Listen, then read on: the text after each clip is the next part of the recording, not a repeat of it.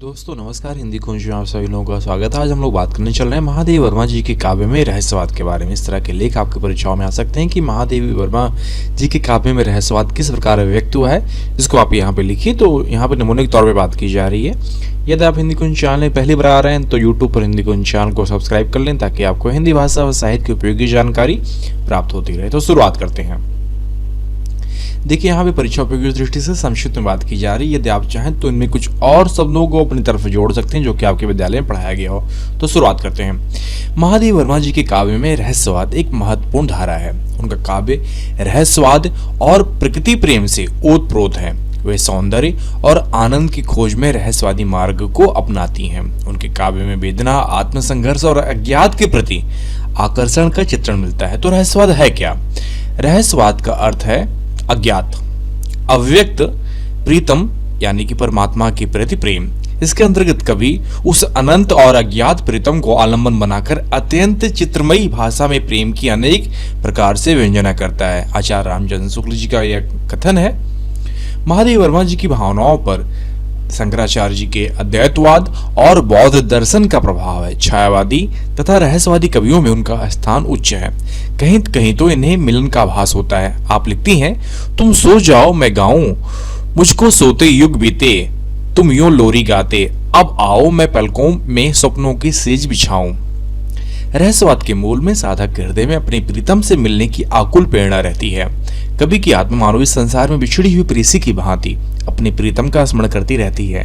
उसकी दृष्टि में विश्व की संपूर्ण प्राकृतिक सुषमा उस अनंत अलौकिक चिर सुंदर की छाया मात्र है, जिसे देखकर वह उस अनंत रमणीय प्रीतम से मिलने को अकुला उठती है। अतः रहस्यवाद की साधना वस्तुतः विरह की साधना है। महादेवी वर्मा जी भी प्रिय का स्मरण करते हुए उससे अपने कादम्य का अनुभव करती हैं। आप लिखती हैं, बीन भी हूं मैं तुम्हारी रागनी भी हूं, दूर तुमसे हूं अखंड सुहागनी भी हूं। महादेवी वर्मा जी को अपने प्रीतम का परिचय सृष्टि की प्राकृतिक सुषमा से मिलता है। आप लिखती हैं कि कनक से दिन मोती सी रात, सुनहली सांझ गुलाबी प्रात मिटाता, रंगता बारंबार, कौन जगर का या चित्रधार। उस प्रीतम के स्मरण से उनका हृदय बिरह व्याकुल हो उठता है, पीड़ा से भर जाता है। इसी कारण वेदना महादेवी वर्मा जी के काव्य गगन में वायु से व्याप्त है। पीड़ा उन्हीं के दर्शन से प्राप्त हुई, अतः वह त्याज्य नहीं है। हार बनना है तो हृदय बिधवाना ही होगा। उनका प्रेम लौकिक न होकर अलौकिक है। आप लिखती हैं, तू जल जल कितना जितना होता क्षय, वह समीप आता छलनामय, मंदिर मंदिर मेरे दीपक जल, प्रीतम का पथ अलोकित कर। रहस्यवाद के मूल में अद्वैतवाद की भावना निहित है। महादेवी वर्मा जी भी स्वयं को परब्रह्म का ही अंश मानती हैं। वह उसे अपने अंदर पाती हैं। आप लिखती हैं कि तुम मुझ में प्रिय फिर परिचय क्या, तारक में छवि प्राणों में स्मृति, पलकों में नीरव पद की गति, लघु उर में पुलकों की संस्कृति, भर लाई हूं तेरी चंचल, और करूं जग में संचय क्या।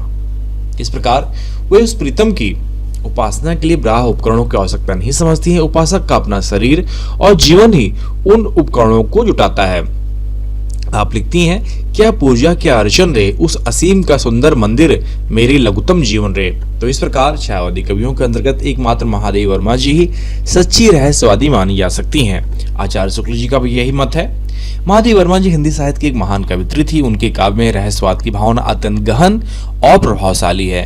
रहस्यवाद उनके काव्य को गहराई और व्यापक अर्थ प्रदान करता है। तो इस प्रकार यह लेख समाप्त होता है। यदि आपको यह लेख लिखित रूप में चाहिए तो नीचे डिस्क्रिप्शन बॉक्स में लिंक दिया गया है, जहां पर जाकर आप महादेवी वर्मा जी के काव्य में रहस्यवाद लेख आप लिखित रूप में प्राप्त कर सकते हैं। यदि आप चाहें तो उसे PDF फॉर्मेट में भी अपने सिस्टम में डाउनलोड कर सकते हैं।